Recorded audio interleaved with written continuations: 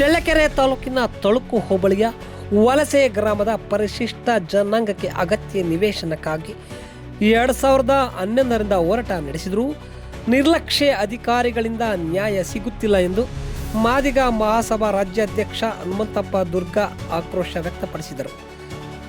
ಚಳ್ಳಕೆರೆ ನಗರದ ತಾಲೂಕು ಕಚೇರಿ ಮುಂಭಾಗದಲ್ಲಿ ವಲಸೆ ಗ್ರಾಮದ ನೂರಾರು ನಿವೇಶನ ರಹಿತ ಕುಟುಂಬಗಳು ಹಮ್ಮಿಕೊಂಡಿದ್ದ ಧರಣಿ ಸತ್ಯಾಗ್ರಹದಲ್ಲಿ ಮಾತನಾಡಿದ ಅವರು, ಪರಿಶಿಷ್ಟ ಕಾಲೋನಿಗಳ ಮೂಲ ಸೌಕರ್ಯಗಳು ಸಿಗುತ್ತಿಲ್ಲ, ಅಗತ್ಯ ನಿವೇಶನಗಳ ವ್ಯವಸ್ಥೆ ಇಲ್ಲ, ಈಗಲೂ ಪರಿಶಿಷ್ಟರ ಮೇಲೆ ಅಲ್ಲೇ ದೌರ್ಜನ್ಯಗಳು ನಿಲ್ಲುತ್ತಿಲ್ಲ.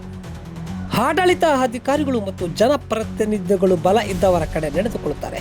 ಇಂತಹ ಪದ್ಧತಿಯಿಂದ ತಲಾಂತರ ಪರಿಶಿಷ್ಟರ ಸಮಸ್ಯೆಗಳ ಪರಿಹಾರ ಸಿಗುತ್ತಿಲ್ಲ. ವಲಸೆ ಗ್ರಾಮದ ನಿವೇಶನ ರಹಿತ ಕುಟುಂಬಗಳಿಗೆ 10 ವರ್ಷಗಳಿಂದ ಜಿಲ್ಲಾಡಳಿತಕ್ಕೆ ಮನವಿ ಸಲ್ಲಿಸಲಾಗಿದೆ. ಗ್ರಾಮದಲ್ಲಿ 50 ದಲಿತರು, 100 ನಾಯಕ ಜನಾಂಗದ ಕುಟುಂಬಗಳಿವೆ. ಇದುವರೆಗೂ 3 ಎಕರೆ ಜಮೀನು ಗುರುತಿಸಿ ಫಲಾನುಭವಿಗಳಿಗೆ ನಿವೇಶನ ಕೊಡುವ ಕೆಲಸ ಮಾಡಿಲ್ಲ ಎಂದು ದೂರಿದರು. ಇದರ ಸಂಬಂಧವೇ ಈ ದಿನ ಇತ್ಯರ್ಥ ಆಗಬೇಕು, ಇಲ್ಲದಿದ್ದರೆ ಧರಣಿ ಸ್ಥಳದಿಂದ ಕದಲುವುದಿಲ್ಲ, ಮಳೆಗಾಳಿಗೂ ಎದುರುವುದಿಲ್ಲ, ಏನಾದರೂ ಅನಾಹುತ ಆದಲ್ಲಿ ತಾಲೂಕು ಆಡಳಿತವೇ ಹೊಣೆ ಹೊರಬೇಕು ಎಂದು ಎಚ್ಚರಿಸಿದರು. ಧರಣಿ ಸ್ಥಳಕ್ಕೆ ಆಗಮಿಸಿ ಮನವಿ ಸ್ವೀಕರಿಸಿದ ತಹಶೀಲ್ದಾರ್ ರೆಹನ್ ಪಾಷಾ ಕೂಡಲೇ ಫಲಾನುಭವಿಗಳ ಪಟ್ಟಿ ಮಾಡಿಕೊಂಡು ನಿವೇಶನ ಹಂಚಿಕೆಗೆ ವ್ಯವಸ್ಥೆ ಮಾಡಲಾಗುವುದು. ಈಗಾಗಲೇ ಸರ್ವೆ ಮಾಹಿತಿ ಪ್ರಕಾರ ಗ್ರಾಮ ಸಮೀಪದ ಭೂಮಿ ಲಭ್ಯವಿದೆ.